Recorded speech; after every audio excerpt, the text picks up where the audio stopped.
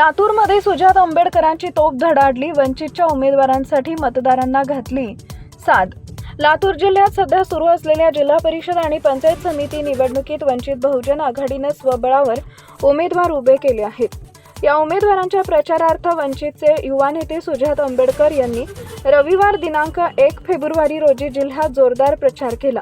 त्यांनी हारवाडी, शिरूर, ताजबंद, झाणवळ, चाकूर, बुदोडा, बेलकुंडा आणि उजनी या ठिकाणी झंझावाती सभा घेतल्या। या सभांमधून बोलताना सुजात आंबेडकर यांनी सर्वसामान्यांच्या मूलभूत समस्या आणि गरजा सोडवण्यासाठी वंचित बहुजन आघाडीच्या उमेदवारांना निवडून देण्याचे व पक्षाला एक संधी देण्याचे आवाहन मतदारांना केले। टाइम्स ऑफ महाराष्ट्र न्यूज करता लातूर जिल्हा प्रतिनिधी विष्णू आचार्य यांचा रिपोर्ट। असं वाटतं की खासदारकीची आणि आमदारकीची निवडणूक ही मोठी निवडणूक राहते। खासदार आणि आमदार ही मोठी लोक राहतात। जिल्हा परिषद, पंचायत समिती याच्यामधनं काय होणार आहे? जिल्हा परिषद आणि पंचायत समितीचे निवडून आलेले उमेदवार हे काय करू शकणार आहेत? पण आपण सर्वांनी एक गोष्ट समजून घेतली पाहिजे की आपल्या गणाचा, आपल्या गटाचा आणि आपल्या गावाचा विकास हा कुठे ठरतो? तर तो पंचायत समितीमध्ये आणि जिल्हा परिषदेमध्ये ठरतो। आणि तुमच्या गावाचं, तुमच्या गणाचं आणि गटाचं भविष्य काय असणार आहे आणि पुढील 5 वर्षात विकास काय होऊ शकणार आहे हा ठरवण्याचा मार्ग जिल्हा परिषद आणि पंचायत समिती। आणि म्हणून मी आपल्या सर्वांना एवढीच विनंती करतो की या पंचायत समितीच्या निवडणुकीमध्ये, या जिल्हा परिषदेच्या निवडणुकीमध्ये आपलं मत अजून कुठेही न ठेवता आपलं मत हे विकासाच्या मागे उभे करा। कारण तुम्ही निवडून दिलेले पंचायत समितीचे सदस्य, तुम्ही निवडून दिलेले जिल्हा परिषदेचे सदस्य पुढच्या 5 वर्षामध्ये काय काम करणार आहेत, काय विकास करणार आहेत आणि आपल्या गावामध्ये काय बदल करू शकणार आहेत हे येत्या 3 दिवसामध्ये, 4 दिवसामध्ये तुमच्या बोटाच्या बटनाने ठरवणार आहे। आणि म्हणून मी आपल्याला एवढीच विनंती करतो की धर्माच्या नावावर, जातीपातीच्या नावावर किंवा पैसे घेऊन जे मतदान मागतात त्यांच्या मागे न अडकता जी लोक आपल्या हक्काची, जी लोक आपलं काम करतात अशाच लोकांना मतदान करा। कारण एक महत्वाचा मुद्दा समजून घ्या, तुमच्या गावाला रस्ता आहे का? त्या रस्त्याची परिस्थिती काय? येताना तुम्ही बघितली, गावाला पाणी येतं का? प्रत्येकाच्या घराला नळ आहे का? वीज येते का? आपलं विजेचं मीटर आपल्या नावावर आहे का? आपल्या गावामध्ये शाळा आहे का? त्या शाळेमध्ये बाकडं आहेत का? शिक्षक येतात का?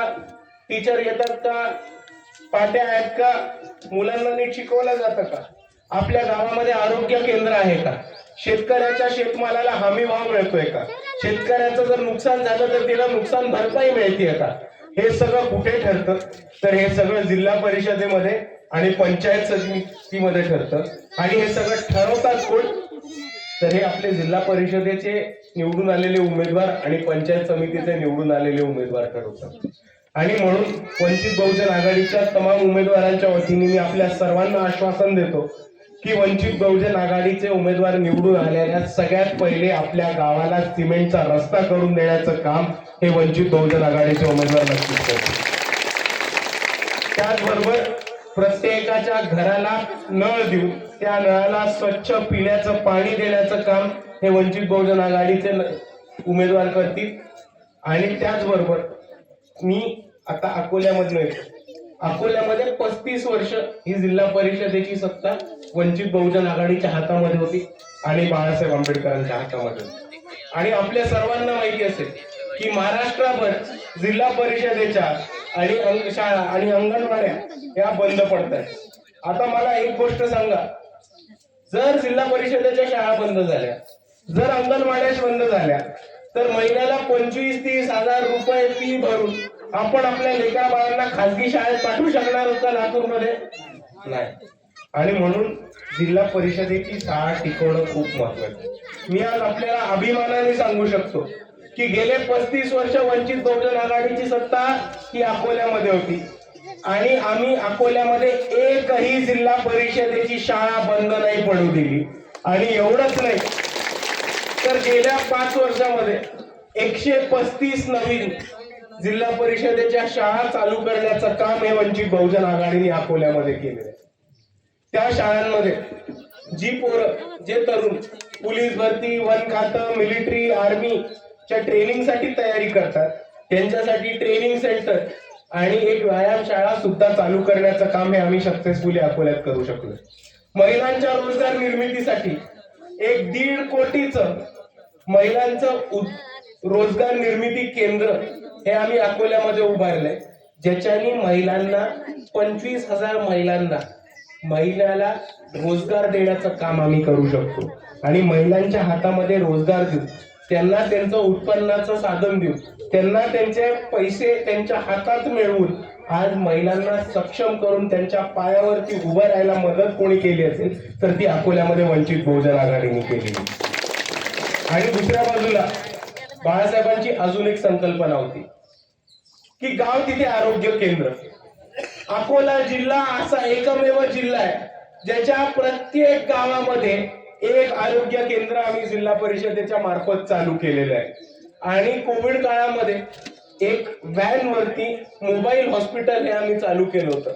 आणि ही बाळासाहेबांची संकल्पना होती की जर रुग्ण कोणत्याही कारणामुळे हॉस्पिटलला पोहोचू नसेल शकत तरी फरक पडत नाही, जिल्हा परिषदेची सत्ता ही वंचित बहुजन आघाडीची आहे, आम्ही त्या हॉस्पिटलला त्या रुग्णापर्यंत घेऊन जाऊ. या पद्धतीचं नियोजन आम्ही जिल्हा परिषदेच्या मार्फत अकोल्यामध्ये केलं.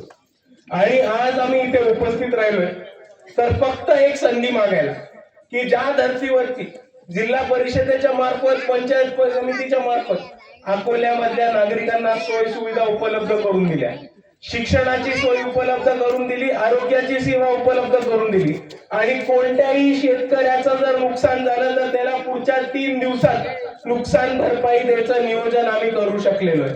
तर आज मी फक्त एक संधी मागायला आलोय की जी आम्ही अकोल्यामध्ये करू शकलोय ते आम्हाला लातूरमध्ये, रेणापूरमध्ये, आपल्या गटामध्ये आणि गावामध्ये वंचितांना एक संधी आपला विकास करायची द्या, एवढीच मी आपल्या सर्वांना कळकळीची विनंती करायला येतो. आणि हे सांगत असताना मित्रांनो, आपण इतर पक्ष बघा आणि आपल्याला दिसेल की यांचे उमेदवार कोण आहेत? कारखानदार, ठेकेदार, कोणतरी मटका सट्टाचा अड्डा चालवतो, कोणतरी दारूचा अड्डा चालवतो, आणि दुसऱ्या बाजूला सगळे आमदाराचे खासदाराचे चेले चपाट.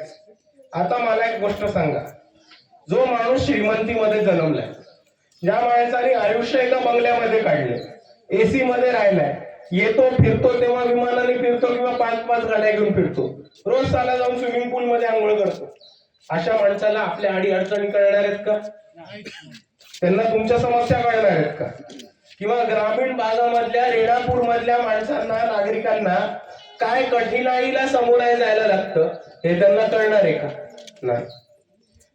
पण दुसऱ्या बाजूला जी लोक तुमच्या गावात नाही, जी लोक तुमच्या बाजूच्या गावात नाही, ज्या लोकांनी तुमच्या समस्या होत्या त्याच त्यांच्या समस्या म्हणून भोगल्या, आणि जी लोकांनी तुमच्या अडी अडचणी त्यांच्या अडी अडचणी म्हणून समोर आले, तीच लोक खऱ्या अर्थाने तुमचा प्रॉब्लेम समजू शकतात, तुमच्या अडचणी समजू शकतात आणि त्या अडचणीवरती तोडगा काढू शकतात.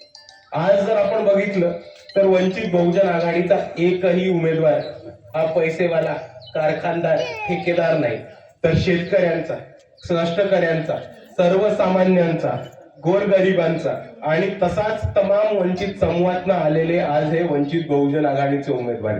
तुमच्या ज्या अडी अडचणी होत्या त्याच अडी अडचणी यांच्या, तुम्ही ज्या समस्या भोगल्यात त्याच समस्या यांनी भोगल्यात, आणि म्हणून तुमच्या समस्या दूर कशा करायच्या आणि जर सत्तेमध्ये गेलो तर इकडच्या नागरिकांचं आयुष्य बरं कसं करायचं याचीच तळमळ ही वंचित बहुजन आघाडीच्या तमाम उमेदवारांना असणार आहे. आणि म्हणून मी आपल्याला एवढी विनंती करतो की आज तळागाळातनं आलेले, कष्टकरी समाजातनं आलेले, शेतकरी समाजातनं आलेले हे उमेदवार वंचित बहुजन आघाडीने उभे केलेले, हे सत्तेमध्ये जाणार आहेत तर तुमच्या सर्वांचं भलं करण्याचं, हे सत्तेमध्ये जाणार आहेत तर आपल्या गावामध्ये सोयी सुविधा आणण्यासाठी, हे सत्तेमध्ये जाणार आहेत तर तुमच्यासाठी राबण्यासाठी, हे सत्तेमध्ये पैसा कमवायला, सत्ता मिळवायला आणि सत्तेचा माज मिळवायला नाही, तर इकडच्या जनतेला आणि आपल्या समाज बांधवांचा उद्धार करायला हे सत्तेमध्ये जाणार. आणि दुसऱ्या बाजूला मी